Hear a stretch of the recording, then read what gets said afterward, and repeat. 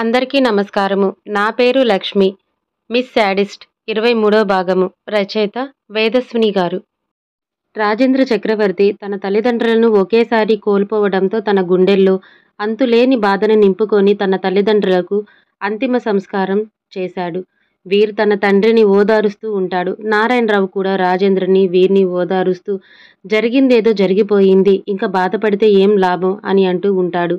వీరాంష్, ఏమైంది నారాయణరావు గారు? తాతయ్య వాళ్ళకి అలా ఎలా ఫైర్ యాక్సిడెంట్ జరిగింది అని అడుగుతాడు. నారాయణరావు గారు, మన రామాలయంలో బ్రహ్మోత్సవాలు జరుగుతున్నాయి కదా, అప్పుడు ఒక్కసారిగా రామాలయం చుట్టూ మండపాలకు మొత్తం మంటలు అంటుకున్నాయి.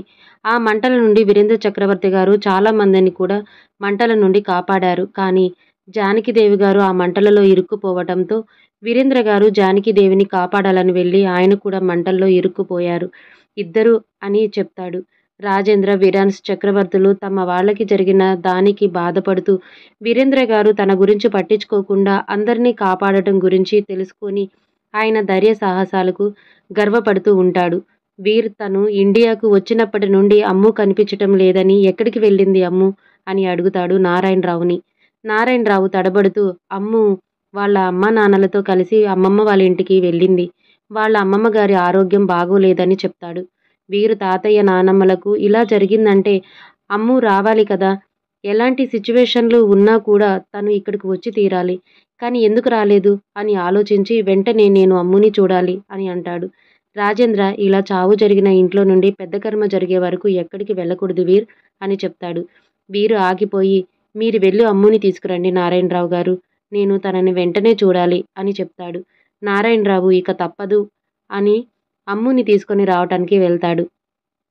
నారాయణరావు గారు అమ్ముని తీసుకొని వస్తూ ఉండగా అమ్ము, నారాయణరావు, అమ్ము తల్లిదండ్రులు రాధాకృష్ణ, మహాలక్ష్మి గారు యాక్సిడెంట్లో చనిపోయారు. కార్ బ్లాస్ట్లో అందరూ కాలిపోవటంయారు అన్న వార్త వీర్కి చేరుతుంది.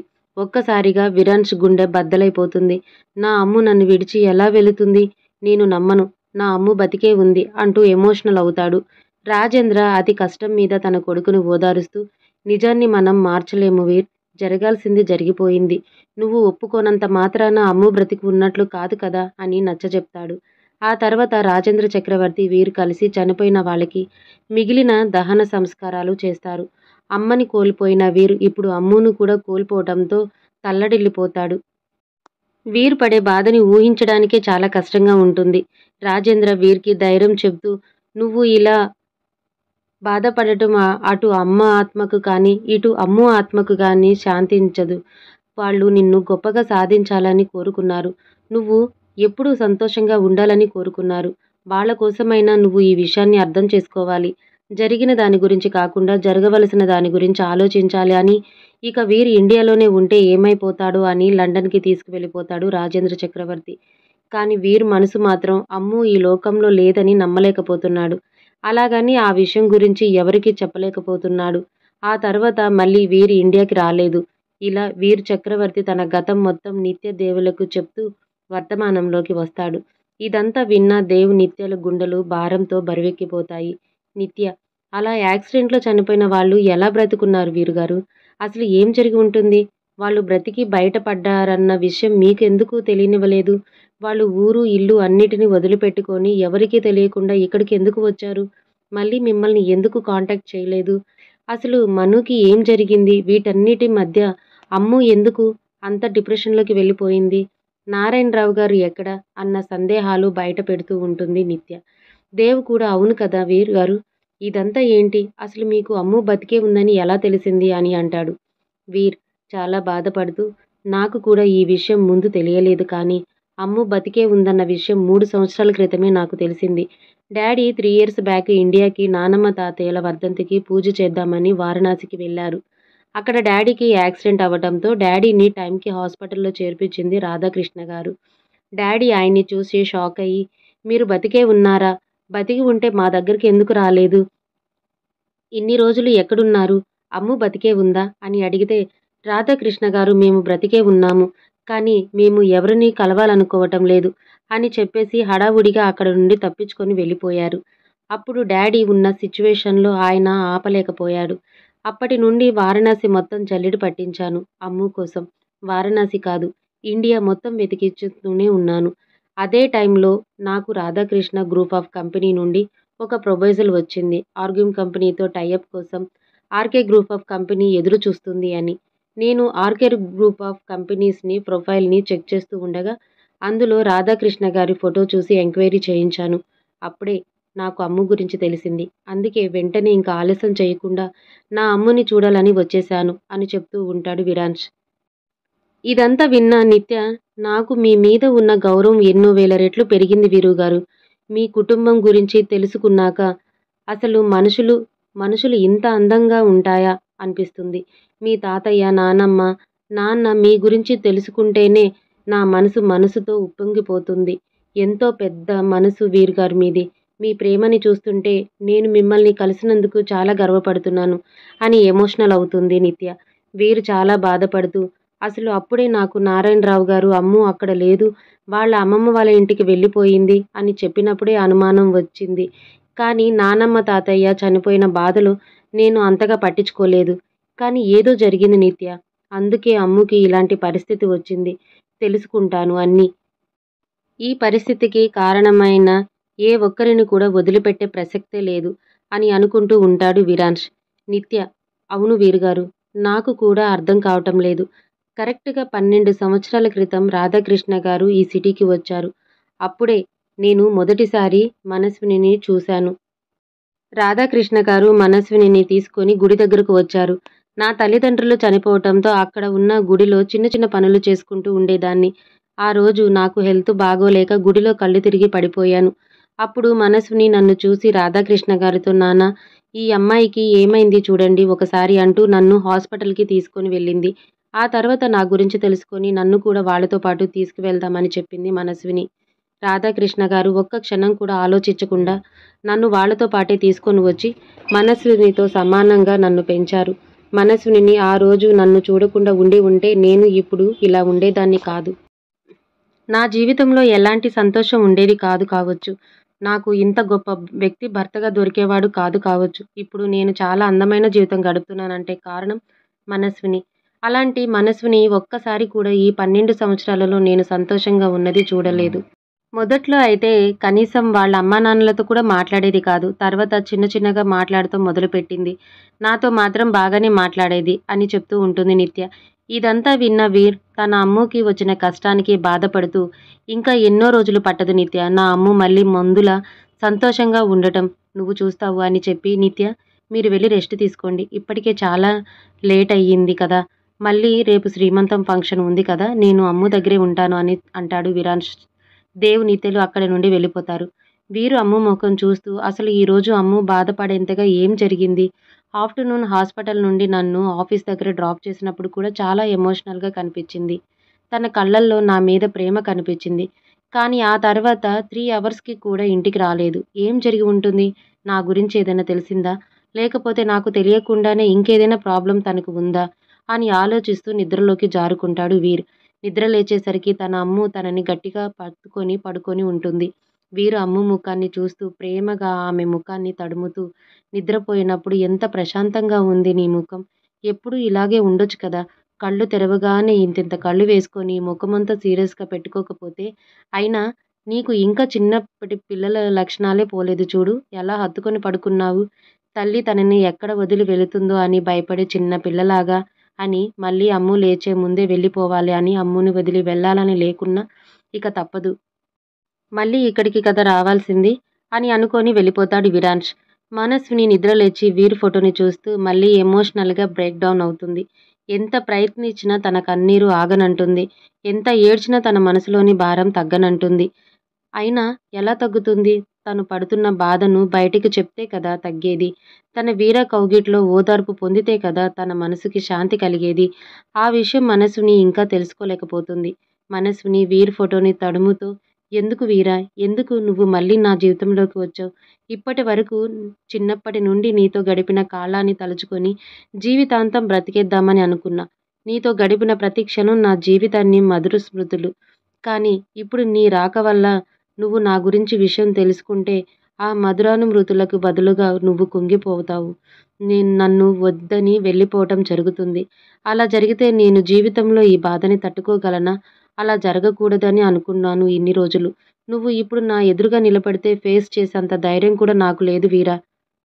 నేను నా కన్నిటిని, నా ప్రేమని, నా బాధని, నా భయాన్ని నీకు తెలియకుండా ఎలా దాచాలి? ఈ భారాన్ని మోయలేక నా గుండెల్లో ఆగిపోతుందేమో. నీ కంటి ముందు నా గుండె ఆగిపోవటానికి వీల్లేదు. ఒకవేళ అలా జరిగితే నువ్వు ఎంత బాధపడతావు? ఆ బాధ నేను నీకు మిగల్చలేను. నేను ఎవరూ భరించనంత బాధని భరించాను, భరిస్తున్నాను. ఎప్పటికీ భరిస్తాను. కానీ నువ్వు బాధపడితే మాత్రం నేను తట్టుకోలేను. ఆ క్షణమే నా శ్వాస ఆగిపోతుందేమో. నేనెప్పుడు నీ ముఖం మీద చిరునవ్వునే చూడాలనుకుంటున్నాను. నా కడ శ్వాస వరకు. అది తప్ప నీ కంట్లో కన్నీరు మాత్రం రాకూడదు వీరా. నువ్వు నా కోసం అన్నీ వదులుకొని ఇక్కడికి వచ్చావంటేనే తెలుస్తుంది నా మీద ఎంత ప్రేమను పెంచుకున్నావు అని. కానీ ఎందుకు వీరా ఇంత లేట్ చేశావు? అయినా మంచి పనే చేశావులే.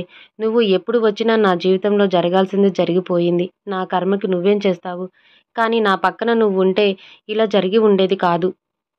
ఒకవేళ జరిగినా కూడా నీ చెయ్యి పట్టుకొని ఈ ప్రపంచాన్నే మర్చిపోయేదాన్ని. నా గతం ఎంత చెప్పు? కానీ ఇప్పుడు పరిస్థితులు మారిపోయాయి. నువ్వు నా మీద పెంచుకున్న ప్రేమ ఎక్కడ అసహ్యంగా మారిపోయి నన్ను వదిలి వెళ్ళిపోతావో, ఎక్కడ కృంగిపోతావో అని భయంగా ఉంది వీరా. నీ ఒంటి మీద తగిలిన చిన్న గాయాలనే చూసి నేను తట్టుకోలేకపోయాను.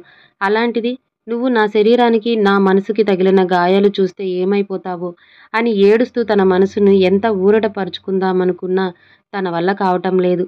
అంతకు పదింతలు బాధ రెట్టింపవుతుంది తప్ప. మనస్విని ఇక ఎమోషనల్‌గా కాదు, మైండ్‌తో ఆలోచించాలి అని గట్టిగా ఊపిరి తీసుకొని, ఈ బాధ నాలోనే అణుచుకోవాలి. ఏది ఏమైనా వీరాని ఎంత తొందరగా వీలైతే అంత తొందరగా ఇక్కడి నుండి లండన్‌కి పంపించేయాలి. తను ఎక్కువగా నా మీద ప్రేమను, ఆశలను పెంచుకోకముందే నా నుంచి దూరంగా పంపించేయాలి. కానీ ఏం చెయ్యాలో అర్థం కావట్లేదు. తిట్టినా భరిస్తాడు, కొట్టినా భరిస్తాడు, అవమానించినా సహిస్తాడు. ఏదో ఒకటి చెయ్యాలి అని అనుకొని వీరా వెళ్ళిపోయేలోపు వీరాతో నాకు కొన్ని మధురను స్మృతులు ఏర్పరచుకోవాలి. నా జీవితంలో కొంతకాలంనైనా సంతోషంగా వీరాతో గడపాలి. నాది ఆశ కావచ్చు, దురాశ కావచ్చు అని అనుకోని గట్టిగా నిర్ణయించుకుంటుంది మనస్విని. మనస్విని లేచి ఫ్రెష్ అయ్యి డ్రెస్ వేసుకొని రూమ్‌లోకి వస్తుంది. ఈరోజు ఫంక్షన్ కదా అని రాజేంద్ర చక్రవర్తి గారు ఇచ్చిన చీరను చూసి మురిసిపోతూ వీరాకి ఈరోజు తన అమ్మ చీరలో అమ్ముని చూయించాలని ఆరాటపడుతుంది. కానీ నాకు చీర కట్టుకోవటం రాదు కదా! అయినా పర్వాలేదు. యూట్యూబ్‌లో చూసి కట్టేసుకోవాలి అని అనుకుంటూ తన ఒంటిపైన ఉన్న డ్రెస్ విప్పేస్తూ ఉంటుంది. అదే టైంలో వీర్ సీసీటీవీ ఫుటేజ్‌ను ఆన్ చేస్తాడు. తన అమ్ము చీరను చూస్తూ మురిసిపోవటం చూసి అయితే ఈరోజు అమ్ము చీర కట్టుకుంటుందా? అని అనుకుంటూ ఉండిపోతాడు. కానీ అమ్ము తన డ్రెస్ విప్పేస్తూ ఉంటే విరాన్స్ కంగారు పడి సీసీటీవీ ఫుటేజ్‌ని ఆపేస్తాడు. అమ్ము ఎలాగో అలాగా కష్టపడి చీరతో కుస్తీలు పడి కట్టేసుకుంటుంది. మనస్విని తను ఎలా ఉన్నానో అని మిర్రర్‌లో చూసుకుంటూ ఉంటుంది. తన జుట్టుని ఫ్రీగా వదిలేస్తూ వీరాకి జుట్టు ఇలా పొడవుగా ఉంటే చాలా ఇష్టం అని అనుకుంటూ తన అందానికి మెరుగులు దిద్దుతూ ఉంటుంది. ఈరోజు వీర కళ్ళకి అందంగా కనిపించాలని మనస్విని మనసు ఆరాటపడుతుంది. అంతా రెడీ అయ్యాక ఇంకా ఏదో తక్కువగా ఉంది అని ఆలోచించుకొని వీర్ అమ్మగారి గాజులు తీసుకొని వేసుకుంటుంది. ఇప్పుడు పర్ఫెక్ట్‌గా ఉంది అని అనుకోని తనను తాను చూసి మురిసిపోతూ ఉంటుంది మనస్విని. అప్పుడే మనస్విని రూమ్‌లోకి వచ్చిన మహాలక్ష్మి గారు మనస్వినిని చూసి ప్రపంచంలో ఎనిమిదో వింత చూస్తున్నట్లుగా చూస్తుంది. మనస్విని తన తల్లి ఆశ్చర్యాన్ని గమనించి అమ్మా! అది అది ఈరోజు శ్రీమంతం కదా! ఫంక్షన్‌కి రెడీ అయ్యాను. నువ్వు మరీ అంతలా చూడకు అని అంటుంది. మహాలక్ష్మి గారు నవ్వుతూ మనస్విని దగ్గరికి వచ్చి చాలా అందంగా ఉన్నావు తల్లీ. నీకు ఎవరి దిష్టి తగలకూడదు అని మొటికలు విరిచి దిష్టి చుక్క పెడుతుంది. తర్వాత మహాలక్ష్మి గారు కింద గెస్టులు వస్తున్నారు.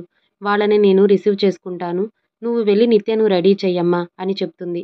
మహాలక్ష్మి గారు మనస్వినిలో వస్తున్న మార్పు చూసి సంతోషపడుతూ ఉంటారు. ఇక్కడ వీరు తన అమ్ముని చీరలో డైరెక్ట్‌గా చూడాలి అని అనుకొని నిత్యకి గిఫ్ట్ తీసుకొని ఫంక్షన్‌కి బయలుదేరతాడు. ఇక్కడ దేవ్ నిత్యని మురిపంగా చూస్తూ నిత్యని నగలతో పాటు తన ప్రేమతో కూడా అలంకరిస్తూ ఉంటాడు. నిత్య అద్దంలో తనను తాను చూసుకొని చాలా బాగా రెడీ చేశారు మా శ్రీవారు అని అంటుంది.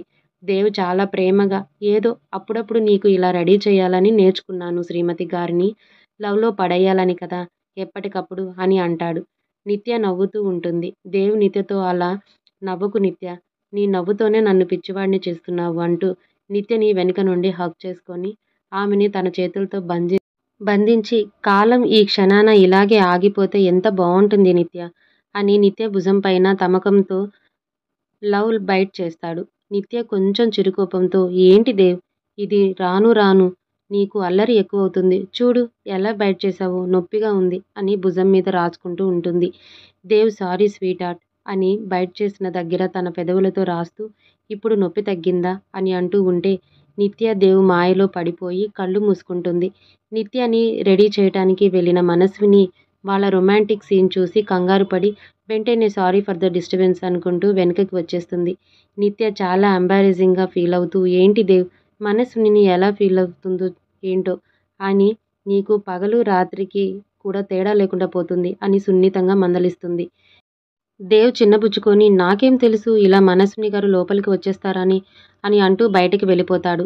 నిత్య తన మనసులో అవును నేను అసలు సంగతే మర్చిపోయాను. మనస్విని చీర కట్టుకుందా? ఇదేం విడ్డూరం. ఆ చీర వీరు వాళ్ళ డాడీ ఇచ్చారు కదా అందుకే కట్టుకుని ఉండదు కావచ్చు. ఈ వీరుగారు వల్ల మనస్వినిలో మార్పు తుఫాను వేగంతో జరుగుతుంది. ఇంకా ఏం చూడాల్సి వస్తుందో అని అనుకుంటూ ఉంటుంది నిత్య. మనస్విని తన రూంలోకి వెళ్ళి నా లైఫ్లో కూడా ఇలాంటి అద్భుతమైన క్షణాలు వస్తే ఎంత బాగుంటాయో అని దేవ్ నిత్యాల స్థానంలో వీరిని తనని ఊహించుకొని సంతోషపడుతూ ఏదో తెలియని కొత్త ఫీలింగ్లో ఒక మాయలోకి వెళ్ళిపోతుంది మనస్విని. అంతలోనే మనస్విని అంతరాత్మ తనని హెచ్చరిస్తుంది. ఏంటి మనస్విని అంతగా ఊహించేసుకుంటున్నావు? నీ గతం మర్చిపోయావా ఏంటి? నువ్వు మర్చిపోతే ఏంటి? నేనున్నాను కదా నీకు గుర్తు చేయటానికి